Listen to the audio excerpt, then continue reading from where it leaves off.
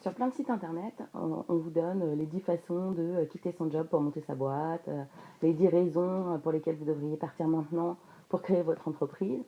Ok, en fait, tout lâcher pour entreprendre, c'est une attitude de tête brûlée et c'est pas ça qui va vous rendre service si vous voulez créer une entreprise qui sera pérenne.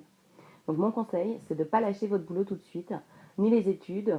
Voilà, vraiment, prenez le temps de vous lancer. Donc avant de vous lancer, quand vous avez encore un boulot et un salaire, ou quand vous êtes en train de faire vos études, et ben, profitez de ce moment-là pour tester votre idée, la valider, c'est-à-dire être sûr qu'elle répond bien à un besoin, qu'il y a un marché pour cette idée dans la zone géographique où vous êtes ou dans le pays où vous êtes, et surtout profitez de ce moment pour épargner, parce que c'est ce capital-là qui vous aidera au départ pour lancer votre entreprise. La France, c'est un pays où on a vraiment beaucoup d'accompagnement, beaucoup d'aide pour les entrepreneurs.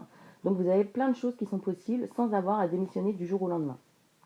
Donc si vous êtes salarié, par exemple, vous pouvez avoir un congé sabbatique, un congé pour création d'entreprise, prendre des congés sans solde, etc. Éventuellement demander un mi-temps. Ça vous permettra de travailler, de réfléchir sur votre idée et de la tester auprès de votre public pour savoir si elle est vraiment viable économiquement et si elle répond à un vrai besoin. Par exemple, si vous êtes étudiant, ne lâchez pas les études, vous pouvez très bien avoir le statut d'étudiant entrepreneur, qui est un statut qui a été créé il y a quelques temps en France et qui vous permet par exemple lors des stages, eh bien, de ne pas forcément faire un stage dans une entreprise, mais de pouvoir travailler sur votre projet à vous pendant ces périodes-là. Donc ça peut être vraiment très intéressant.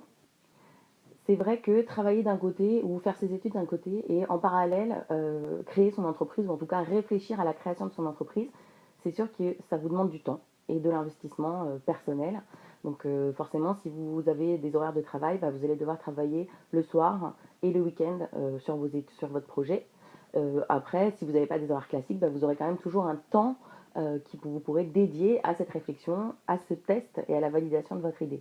Donc vraiment, profitez-en et ne lâchez pas tout d'un coup votre source de revenus ou en tout cas vos études pour vous lancer.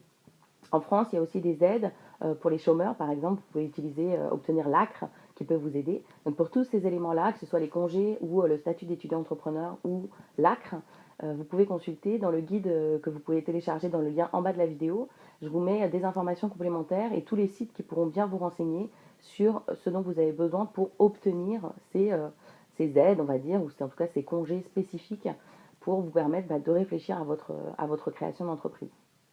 Évidemment, ce travail, ce sera en plus de vos études ou de votre travail de salarié. Donc c'est sûr qu'il va falloir optimiser votre temps et bien réfléchir les différentes actions que vous avez à mener pour aller de l'idée à la création de votre entreprise, voire même continuer à travailler un petit peu au début de la création de votre entreprise. Et en France, pour ça, il y a un statut qui est intéressant, c'est le statut micro-entrepreneur, donc qui remplace auto-entrepreneur. C'est un statut qui présente certains avantages quand vous voulez tester votre idée et que vous n'allez pas avoir des ventes trop conséquentes au départ. Donc ça vous permet de vous lancer en plus de votre statut de salarié, de votre statut de chômeur ou de votre statut d'étudiant. Vous pouvez utiliser ce statut-là pour vous lancer. En revanche, il n'y a pas que des avantages à utiliser le statut de micro-entrepreneur. Et pour ça, je vous conseille d'aller regarder l'infographie que j'ai faite sur le sujet. Je vous mettrai le lien en dessous de la vidéo. Donc voilà, mon conseil d'aujourd'hui en tout cas, c'était ne vous laissez pas tenter par les sirènes de tous les sites ou de tous les témoignages d'entrepreneurs qui vous disent allez-y, lancez-vous, lâchez tout tout de suite. Non, prenez le temps de réfléchir, le temps de vous dire est-ce que l'entrepreneuriat c'est vraiment pour moi ou pas.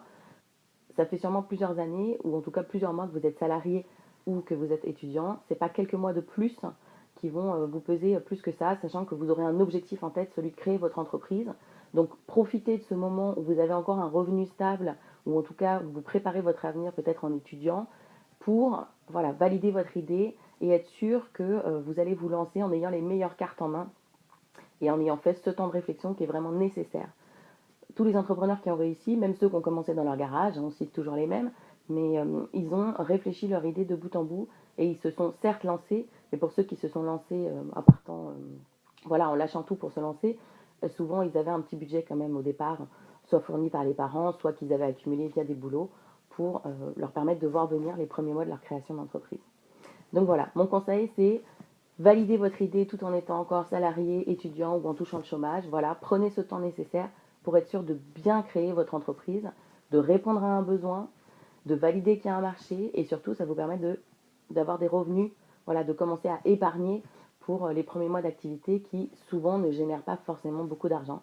Donc en tout cas ça vous permettra de vraiment donner le temps à votre idée de se développer et à votre entreprise de se développer.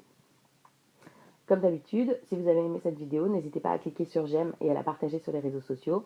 Et comme je vous l'ai dit, vous pouvez télécharger le guide Les bonnes questions à se poser sur soi avant d'entreprendre, qui sont vraiment 4 questions essentielles que vous devez vous poser et auxquelles vous devez répondre avant de vous lancer dans l'aventure de l'entrepreneuriat.